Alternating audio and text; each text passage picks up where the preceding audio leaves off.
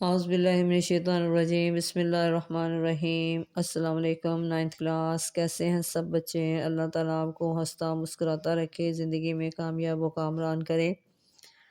جی بچوں، آج ہم آپ کا اسلامیت لازمی، اس میں ہم ٹاپک پڑھیں گے عقیدہ آخرت۔ سب سے ہم پہلے حاصلات تعلم پڑھ لیتے ہیں۔ عقیدہ آخرت اور اس سے متعلق نفلی اور عقلی دلائل جان سکیں گے۔ برزخ، حشر و نشر، مقام محمود، حوض کوثر، میزان، شفاعت، جنت اور جہنم کے بارے میں جان سکیں گے۔ جنت اور جہنم میں لے جانے والے اعمال کا جائزہ لے سکیں گے۔ عقیدہ آخرت پر ایمان پختہ کر کے جنت کا شوق اور جہنم کا خوف قلوب میں پیدا کر سکیں گے۔ آخرت کی تیاری کر کے حقیقی کامیابی پانے والے بن سکیں گے۔ اب ہم اس کی ریڈنگ کرتے ہیں۔ سب سے پہلے آپ نے اسلام ایک کامل اور جامع دین ہے جو انسان کو دنیا اور آخرت کے حوالے سے مکمل رہنمائی فراہم کرتا ہے۔ اسلام نے اپنے ماننے والوں کو نہ صرف اس عارضی دنیا کے احکام سکھائے ہیں بلکہ مرنے کے بعد جتنی منازل انسان نے طے کرنی ہے ان سب کے حوالے سے بھی رہنمائی فرمائی ہے۔ اب یہاں پہ آپ سوال بنائیں گے اسلام نے اپنے ماننے والوں کی کس طرح رہنمائی فرمائی ہے؟ اس کے پھر آنسر میں آپ لکھیں گے اسلام نے اپنے ماننے والوں کو نہ صرف اس عارضی دنیا کے احکامات سکھائے ہیں بلکہ مرنے کے بعد جتنی منازل انسان نے طے کرنی ہے ان سب کے حوالے سے بھی رہنمائی فرمائی ہے۔ اسلام نے اپنے ماننے والوں کو مرنے کے بعد ایک نئی زندگی کا تصور اور عقیدہ دیا ہے اور اس کو آخرت کے لفظ سے تعبیر کیا ہے۔ آخرت پر یقین رکھنے والوں کو حقیقی معنوں میں مومنین اور پرہیزگار کہا جاتا ہے۔ اب یہاں پہ سوال آپ کا بنے گا حقیقی معنوں میں مومنین کو پرہیزگار کن کو پرہیزگار کہا گیا ہے؟ تو آنسر میں آپ لکھیں گے کہ آخرت پر یقین رکھنے والوں کو حقیقی معنوں میں مومنین اور پرہیزگار کہا گیا ہے۔ ارشاد باری تعالیٰ ہے وَبِالْآخِرَةِ هُمْ يُوقِنُونَ، اور آخرت پر وہ یقین رکھتے ہیں۔ قرآن مجید میں عقیدہ آخرت کے متعلق اجزاء کو بہت تفصیل کے ساتھ بیان کیا گیا ہے۔ اب یہاں پہ سوال بنائیں گے آپ قرآن مجید میں عقیدہ آخرت کو کس طرح بیان کیا گیا ہے؟ تو یہاں پہ آپ آنسر لکھیں گے قرآن مجید میں عقیدہ آخرت کے مختلف اجزاء کو بہت تفصیل کے ساتھ بیان کیا گیا ہے۔ تمام انبیاء کرام علیہ السلام نے جن عقائد کی تعلیم کو اپنے ماننے والوں تک پہنچایا ان میں عقیدہ توحید اور رسالت کے ساتھ عقیدہ آخرت بنیادی اہمیت کا حامل رہا ہے۔ قرآن مجید میں منکرین آخرت کی شبہات کا کس طرح جواب دیا ہے؟ تو یہاں پہ آنسر آپ لکھیں گے قرآن مجید میں منکرین آخرت کے شبہات کا انتہائی احسن طریقے انداز میں جواب دیا گیا ہے۔ عقیدہ آخرت کا انکار کرنے والوں کا موقف تھا کہ کیا زمین میں نیست و نابود ہونے کے بعد ہم دوبارہ زندہ کیے جائیں گے؟ ہمارے لیے تو صرف یہی دنیا کی زندگی ہے، ہم نے دوبارہ زندہ نہیں ہونا، اور ہڈیوں کے بوسیدہ ہونے کے بعد دوبارہ کون زندہ کر سکتا ہے؟ اللہ تعالیٰ نے قرآن مجید میں ان شبہات کا رد کرتے ہوئے ارشاد فرمایا وَهُوَ الَّذِي يَبْدَأُ الْخَلْقَ ثُمَّ يُعِيدُهُ وَهُوَ أَهْوَنُ عَلَيْهِ، اور وہی ہے جو مخلوق کو پہلی بار پیدا فرماتا ہے پھر وہی اسے دوبارہ پیدا کرے گا اور یہ اس پر بہت آسان ہے۔ اب یہاں پہ آپ سوال بنائیں گے کہ اللہ تعالیٰ نے قرآن مجید میں کن شبہات کو رد کرتے ہوئے ارشاد فرمایا؟ تو آنسر میں پھر ہم یہاں سے لکھیں گے کہ اللہ تعالیٰ نے قرآن مجید میں ان شبہات کو رد کرتے ہوئے ارشاد فرمایا وَهُوَ الَّذِي يَبْدَأُ الْخَلْقَ ثُمَّ يُعِيدُهُ وَهُوَ أَهْوَنُ عَلَيْهِ، اور وہی ہے جو مخلوق کو پہلی بار پیدا فرماتا ہے پھر وہی اسے دوبارہ پیدا کرے گا اور یہ اس پر بہت آسان ہے۔ اب یہاں پہ آپ سوال بنائیں گے انسانی عقل عقیدہ آخرت پر ایمان لانے کا کیا تقاضا کرتی ہے یا کیوں تقاضا کرتی ہے؟ تو آنسر میں لکھیں گے انسانی عقل اس بات کو تسلیم کرتی ہے کہ کسی بھی چیز کو دوسری مرتبہ بنانا یا پیدا کرنا پہلی بار پیدا کرنے سے زیادہ آسان ہے، اس لیے انسانی عقل عقیدہ آخرت پر ایمان لانے کا تقاضا کرتی ہے۔ ہر شخص اس بات کو تسلیم کرتا ہے کہ اچھے اعمال کا صلہ اور برے اعمال کا بدلہ برے اعمال کا بدلہ ملتا ہے۔ غور و فکر کرنے کی بات یہ ہے کہ کیا مجرموں کو ان کے جرائم کی سزا نہیں ملے گی؟ کیا پرہیزگاروں کو ان کے نیک اعمال کا بدلہ نہیں ملے گا؟ کیا اشرف المخلوقات انسان کو اللہ تعالیٰ نے بیکار پیدا کیا ہے؟ اور کیا اس کے اعمال کی کوئی حیثیت نہیں ہے؟ جب عقل انسانی اس پر غور و فکر کرتی ہے تو یہ تسلیم کرنے پر مجبور ہو جاتی ہے کہ آخرت کی زندگی برحق ہے، جس میں سب لوگوں کو ان کے اعمال کی جزا و سزا ملے گی۔ موت کے بعد کی زندگی میں انسان جن مراحل سے گزرتا ہے ان میں سے چند ایک درج ذیل ہیں۔ سب سے پہلے کیا جی؟ عالم برزخ۔ اب یہاں پہ آپ یہ سوال بنائیں گے کہ عالم برزخ سے کیا مراد ہے؟ تو آنسر میں لکھیں گے جی موت کے بعد اور دوبارہ اٹھائے جانے سے پہلے کے درمیانی دور کو عالم برزخ کہتے ہیں۔ اب بھی اگلا سوال ہے کہ برزخ کے معنی کیا ہے؟ تو کیا لکھیں گے جی؟ برزخ کے معنی دو چیزوں کے درمیان حائل ہونے والی چیز کے ہیں۔ اب یہاں پہ سوال بنے گا جی برزخ کے بارے میں قرآن مجید میں کیا ارشاد فرمایا گیا؟ تو ہم یہاں پہ آنسر لکھیں گے برزخ کے بارے میں ارشاد باری تعالیٰ ہے وَمِن وَرَائِهِمْ بَرْزَخٌ إِلَى يَوْمِ يُبْعَثُونَ، اور ان کے آگے ایک پردہ ہے اس دن تک کے لیے جب لوگ اٹھائے جائیں گے۔ یہاں تک اچھا جی۔ اس کے بعد ہے جی عالم برزخ کے احوال انسانی اعمال کے اعتبار سے مختلف ہوتے ہیں۔ اب یہاں پہ نبی کریم خاتم النبیین صلی اللہ علیہ وسلم نے کیا ارشاد فرمایا؟ ہاں جی بچوں، یہاں پہ سوال بنانا ہے ہم نے قبر کے بارے میں نبی کریم خاتم النبیین صلی اللہ علیہ وسلم کا ارشاد تحریر کریں یا ارشاد لکھیں۔ تو یہاں پہ آنسر لکھیں گے نبی کریم خاتم النبیین صلی اللہ علیہ وسلم نے ارشاد فرمایا بے شک قبر جنت کے باغوں میں سے ایک باغ ہے یا جہنم کے گڑھوں میں سے ایک گڑھا ہے۔ یہاں تک آگے جی حشر و نشر۔ حشر نشر کا معنی کیا ہے؟ پہلے ہم لکھیں گے نشر کا معنی موت کے بعد زندہ کرنا، جبکہ حشر کا معنی حساب کے میدان اور پھر جنت و دوزخ کی طرف لے جانا ہے۔ یہاں تک اچھا جی۔ قیامت کے دن سب سے پہلے اپنے قبر سے کون باہر تشریف لائیں گے؟ تو آنسر میں ہم لکھیں گے سب سے پہلے نبی کریم خاتم النبیین صلی اللہ علیہ وسلم اپنی قبر انوار سے باہر تشریف لائیں گے۔ آپ خاتم النبیین صلی اللہ علیہ وسلم کے دائیں طرف حضرت ابو بکر صدیق رضی اللہ تعالیٰ عنہ اور بائیں طرف حضرت عمر فاروق رضی اللہ تعالیٰ عنہ ہوں گے۔ پھر مکہ مکرمہ مدینہ منورہ کے قبرستانوں کے مسلمان حشر میں جمع کیے جائیں گے۔ حشر میں کون لوگ ہوں گے؟ اب یہاں پہ آنسر سوال بنائیں گے حشر میں کون لوگ ہوں گے؟ تو آنسر میں لکھیں گے حشر میں لوگوں کے مراتب جدا جدا ہوں گے۔ انبیاء کرام علیہ السلام کا مقام اعلیٰ ترین ہوگا۔ نبی کریم خاتم النبیین صلی اللہ علیہ وسلم اس دن اعلیٰ ترین مقام پر ہوں گے۔ اس دن کافر سخت آزمائش میں ہوں گے اور منہ کے بل چل رہے ہوں گے۔ اچھا جی آگیا جی مقام و محمود اور شفاعت۔ شفاعت کا معنی سفارش ہے۔ شفاعت کی دو قسمیں ہیں۔ پہلی شفاعت کبریٰ ہے جو نبی کریم خاتم النبیین صلی اللہ علیہ وسلم کی خصوصیت ہے۔ اس شفاعت کا فائدہ پوری انسانیت کو ہوگا کیونکہ حساب کے انتظار کی سختی ختم ہو جائے گی اور حساب شروع ہو جائے گا۔ اسی شفاعت مقام محمود کہتے ہیں۔ اب یہاں پہ سوال آپ کا مقام محمود سے کیا مراد ہے، یا پہ آپ یہ بھی بنا سکتے ہیں کہ شفاعت کبریٰ سے کیا مراد ہے۔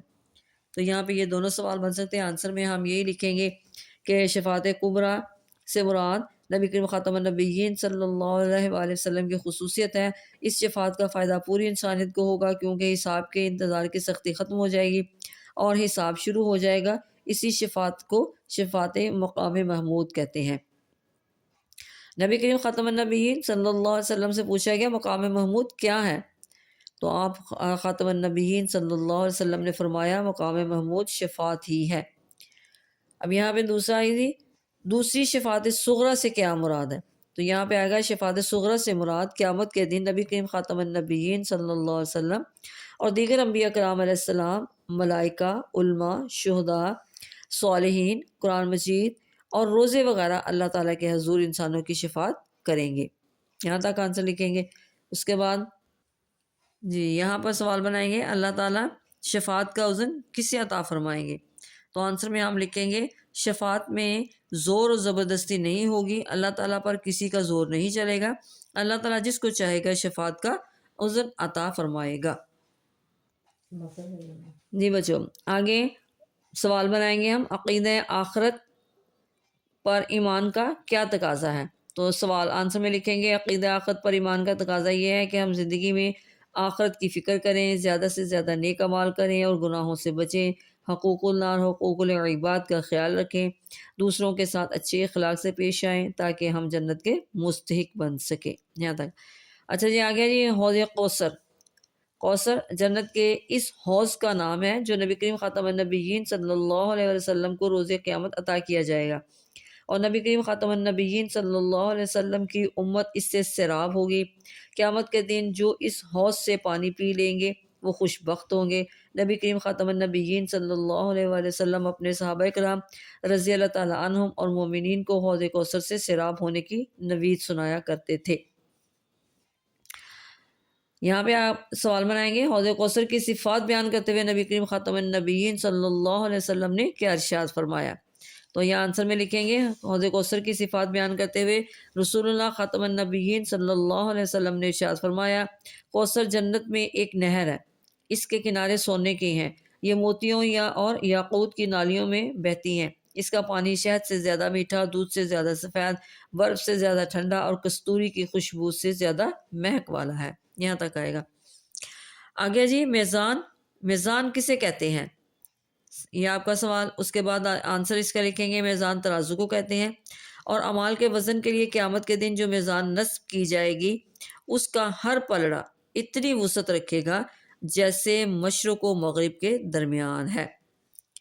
اب یہاں پہ سوال بنائیں گے کہ کون لوگ کامیاب ہوں گے اور کون خسارے میں رہیں گے؟ تو یہاں پہ آنسر لکھیں گے میزان، یہ میزان حق ہے اور قیامت کے دن سب لوگوں کے اعمال کا وزن کیا جائے گا، جن کے نیک اعمال وزنی ہوں گے وہ کامیاب ہوں گے اور جن کے اعمال کا وزن ہلکا ہوگا وہ خسارے میں رہیں گے۔ یہاں تک آیا۔ آگیا جی میزان کے بارے میں ارشاد باری تعالیٰ، وہ اور قیامت کے دن ہم انصاف کے ترازو رکھیں گے تو کسی پر کچھ ظلم نہ کیا جائے گا۔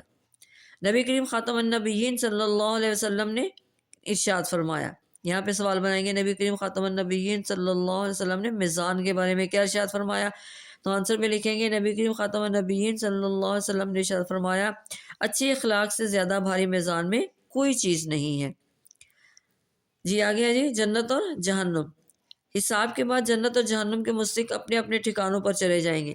جنت اللہ تعالیٰ کی شان رحیمی اور جہنم اللہ تعالیٰ کے قہار اور جبار ہونے کا مظہر ہے۔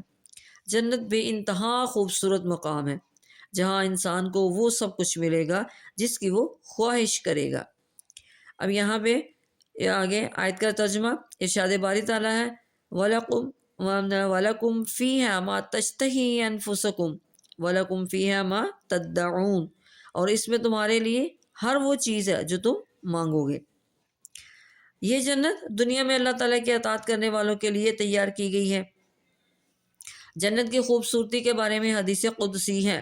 اب یہاں پہ ایک سوال بنائیں گے جنت کی خوبصورتی کے بارے میں کیا حدیث ہے؟ تو آپ لکھیں گے جنت کی خوبصورتی کے بارے میں حدیث قدسی ہے کہ آپ خاتم النبیین صلی اللہ علیہ وسلم نے فرمایا کہ اللہ تعالیٰ کا فرمان ہے، میں نے اپنے نیک بندوں کے لیے وہ کچھ تیار کر رکھا ہے جسے نہ کسی آنکھ نے دیکھا ہے، نہ کسی کان نے سنا ہے، نہ کسی انسان کے دل میں ان کا خیال تک گزرا ہے۔ اب آگے جی اللہ تعالیٰ نے نافرمانوں کی آخرت پر ٹھکانہ دوزخ ہوگا۔ اللہ تعالیٰ کے نافرمانوں کا آخرت میں ٹھکانہ دوزخ ہوگا جہاں عذاب کی مختلف کیفیات ہوں گی۔ اب یہاں پہ سوال بنائیں گے کہ اللہ تعالیٰ کے نافرمانوں کا ٹھکانہ کہاں ہوگا اور ان کے لیے عذاب کی کون سی کیفیت ہوں گی، مختلف کون سی کیفیت ہوں گی؟ تو یہاں پہ آنسر لکھیں گے اللہ تعالیٰ کے نافرمانوں کا آخرت میں ٹھکانہ دوزخ ہوگا جہاں عذاب کی مختلف کیفیت ہوں گی۔ انسانوں کو ان کے اعمال کی بنیاد پر سزائیں دی جائیں گی، مجرموں کو زنجیروں میں جکڑا جائے گا، آگ میں جلا دیا جائے گا، لوہے کے کوڑے برسائے جائیں گے۔ یہاں تک ان کا کھانا پینا بھی اذیت ناک اور ناقابل برداشت ہوگا۔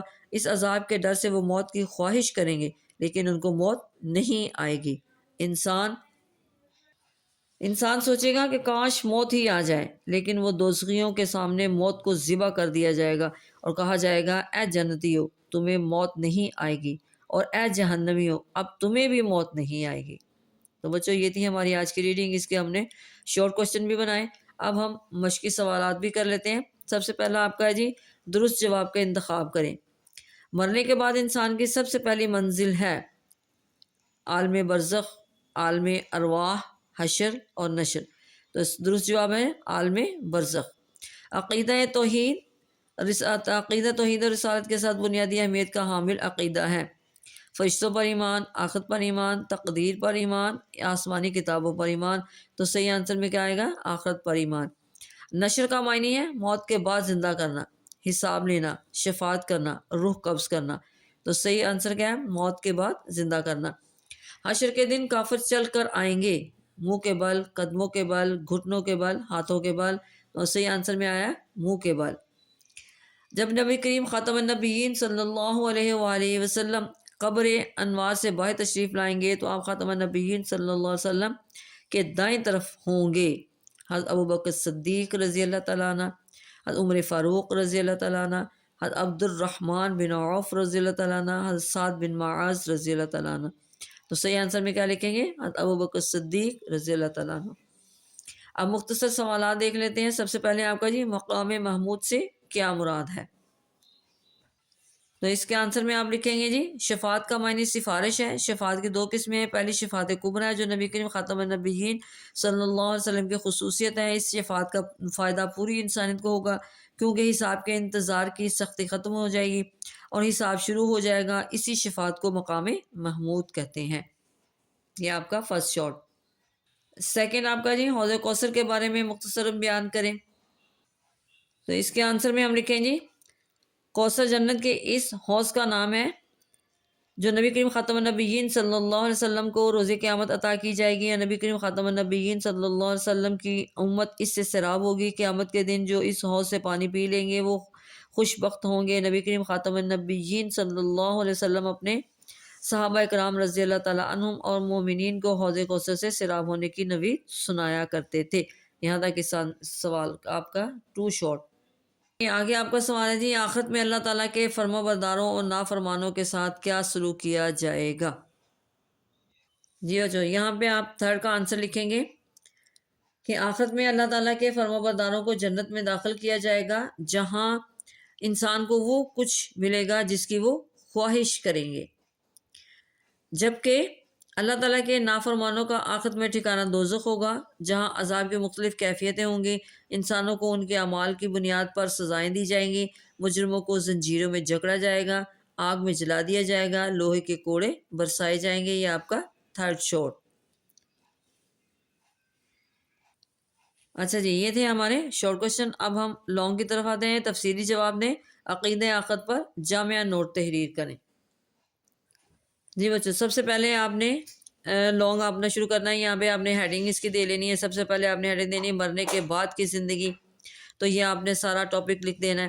پھر آپ دیں گے حقیقی معنوں میں پرہیزگار، یہاں پہ ہیڈنگ دیں گے، اور یہ آپ نے ارشاد لکھ دینا ہے، ارشاد باری تعالیٰ ہے، یہاں سے یہ لکھ دینا۔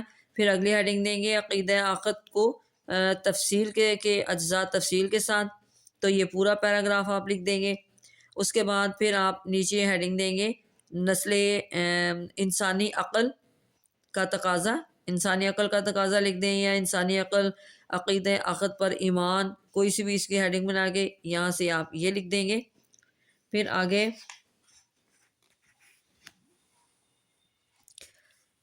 اس کے بعد پھر آپ نے آگے عالم برزخ ہے، حشر و نشر ہے، مقام محمود و شفاعت ہے، حوض کوثر ہے، میزان، جنت اور جہنم، یہ سارا آپ کا لانگ کوشچن ہے۔ لاسٹ تک آپ اس کو لکھیں گے۔ یہ آپ کا لانگ کوشچن ریڈی ہو گیا۔ تو بچوں آپ نے اس کو اچھی طرح یاد کر لینا ہے، اور جو آپ کو شارٹ کوشچن کے نشان لگوائے ہیں وہ آپ نے اچھی طرح ان کو دیکھ کے اچھی طرح سمجھ کے ان کو یاد کر لینا۔ اللہ حافظ۔